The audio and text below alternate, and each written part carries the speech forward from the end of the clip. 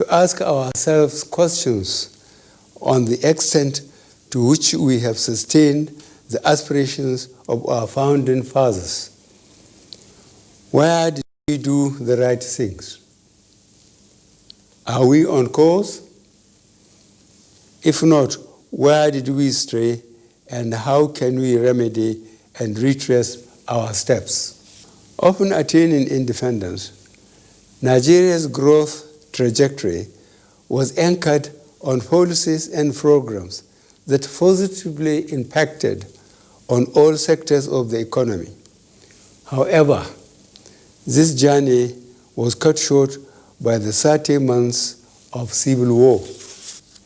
We came out of the civil war with a focus on reconstruction, rehabilitation, and reconciliation that enabled the country to put in place world-class development structures and a strengthened public service that well served the government.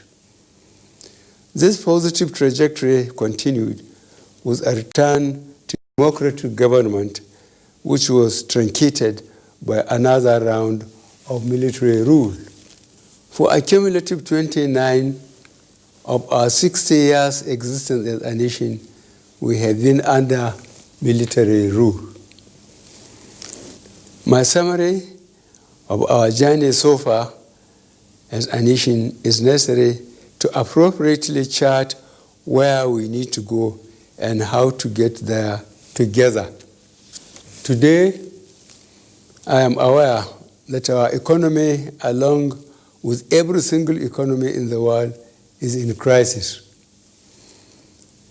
We still face security challenges in parts of the country, while our society suffers from high loss of moral rectitude, which is driven by unbridled craving for political control.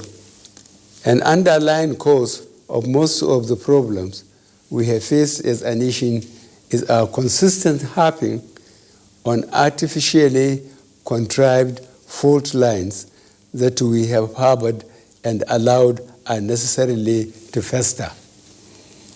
In addition, institutions such as civil service, police, the judiciary, the military all suffered from a general decline.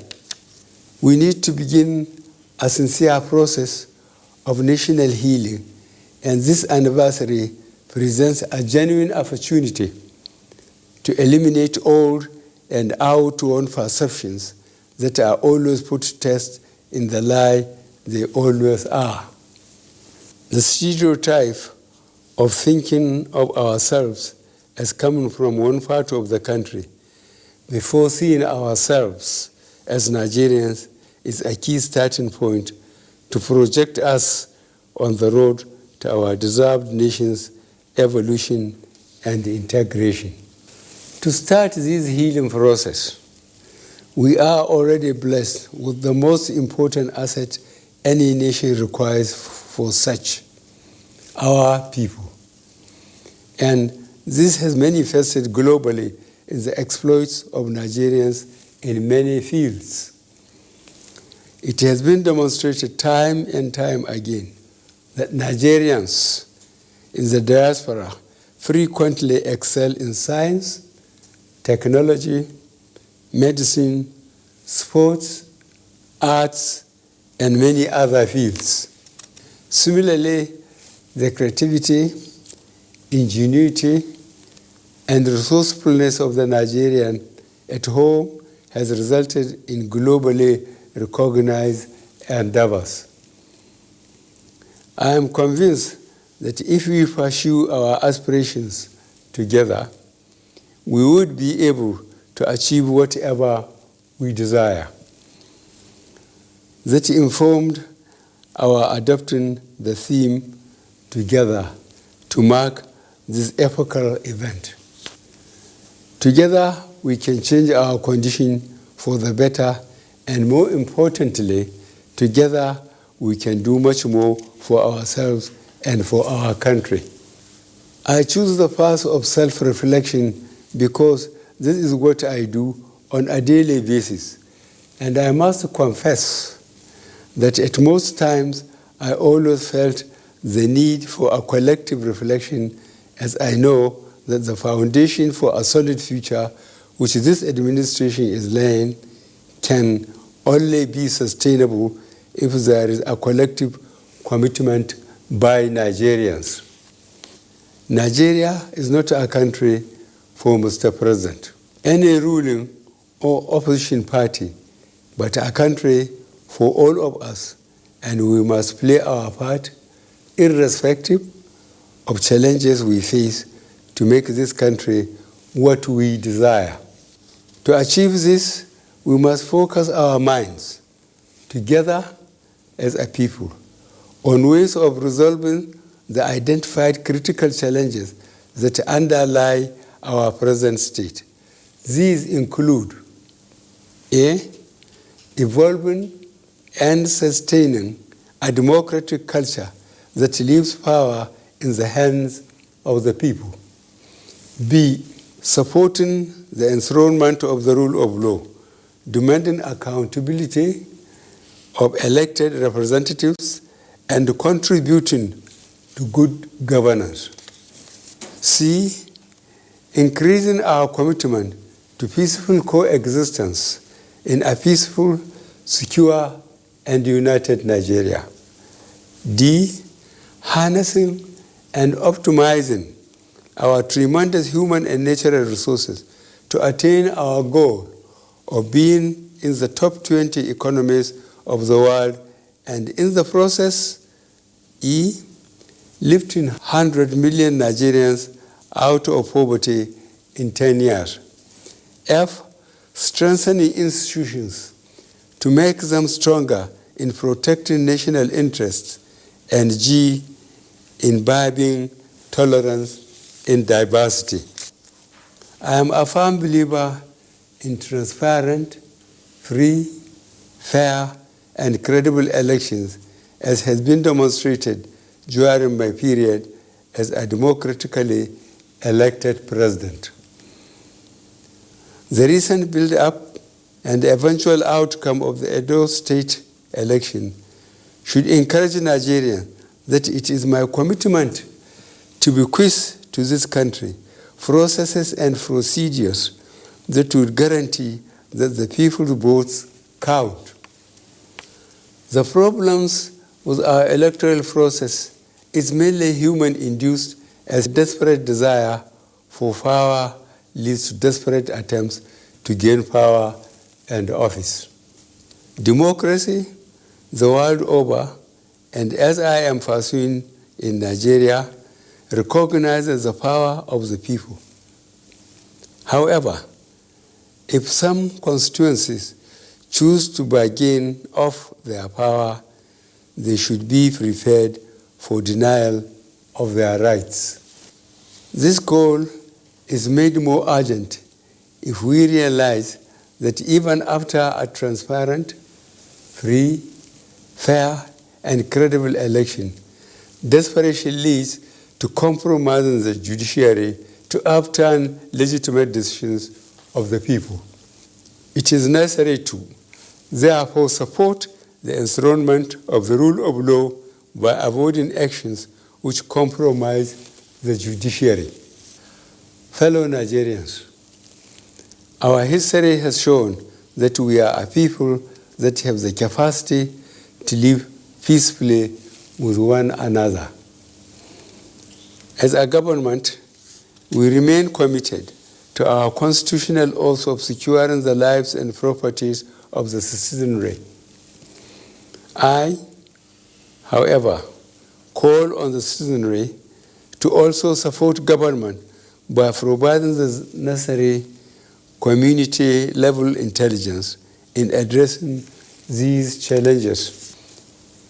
In moving forward together, it is important to strengthen our economy, to provide sustainable means of livelihood for as many Nigerians as possible, so as to eradicate absolute poverty from our midst.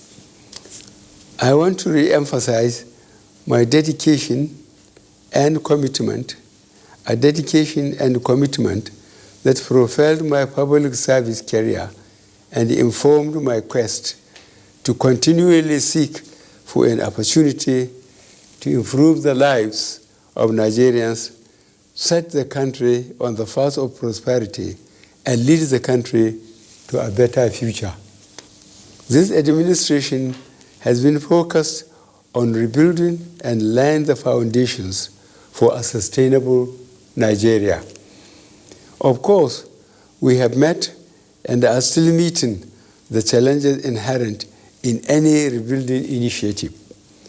More so, that of a nation like Nigeria that has undergone avoidable levels of deprivation, but can be surmounted if we all work together. I wish to reiterate that our people and our spirit of excellence remains our most important asset.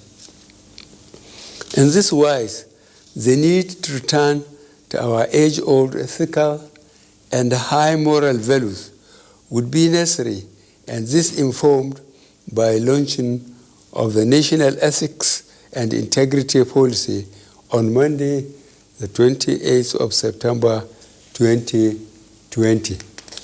The policy will not implement itself, and the first contact of the visibility of its implementation is the public service, whose ongoing reforms would be expected to be sustainable and give a radical redirection in providing services to all Nigerians.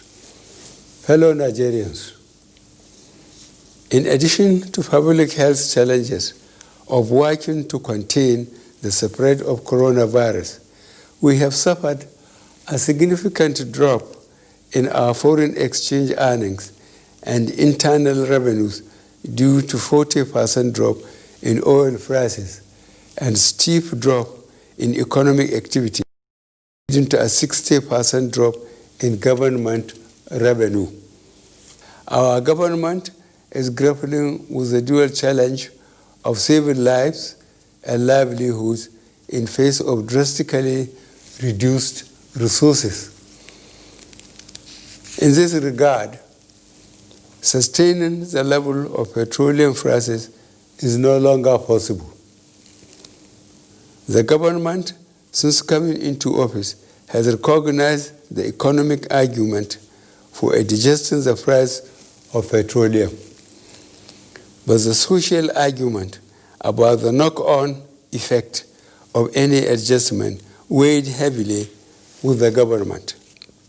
Accordingly, in the last 3 years, we have introduced unprecedented measures in support of the economy and to the weakest members of our society in the shape of A, trader money, B, farmer money, C, school feeding program, D, job creation efforts, and E, agricultural intervention programs.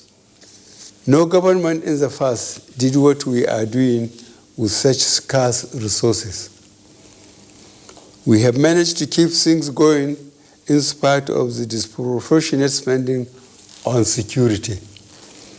Those in the previous government from 1999 to 2015 who presided over the near destruction of the country have now the impudence to attempt to criticize our efforts. In the circumstances, a responsible government must face realities and take tough decisions. Petroleum prices in Nigeria are to be adjusted.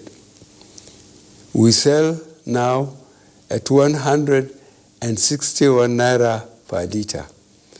A comparison with our neighbors will illustrate the point. A, Chad, which is an oil-producing country, charges 362 naira per liter. B, Niger, also an oil-producing country, sells 1 liter at 380 naira. C.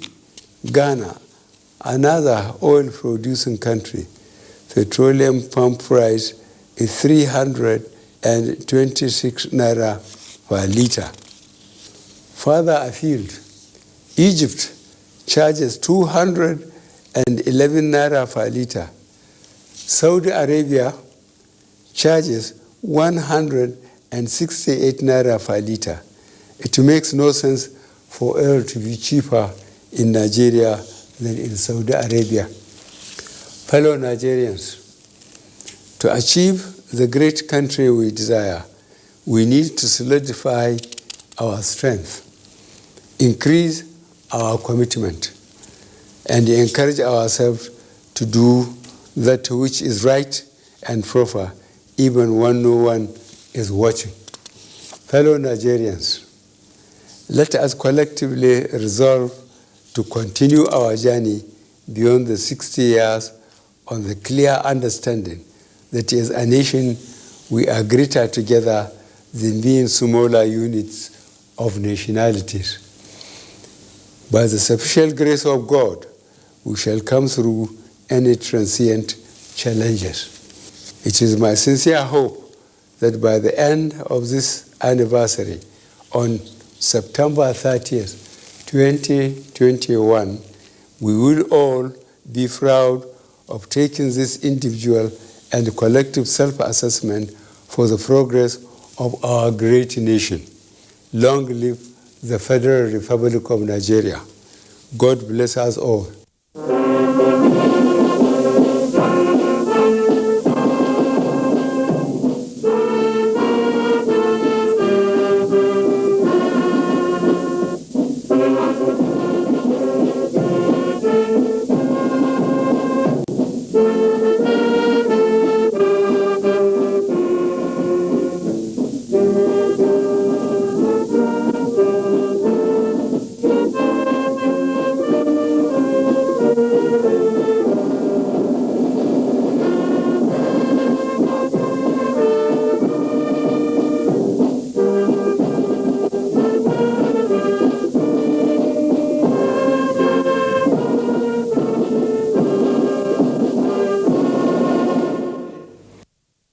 As we celebrate. Susu is fine. No, she's not crying, oh. But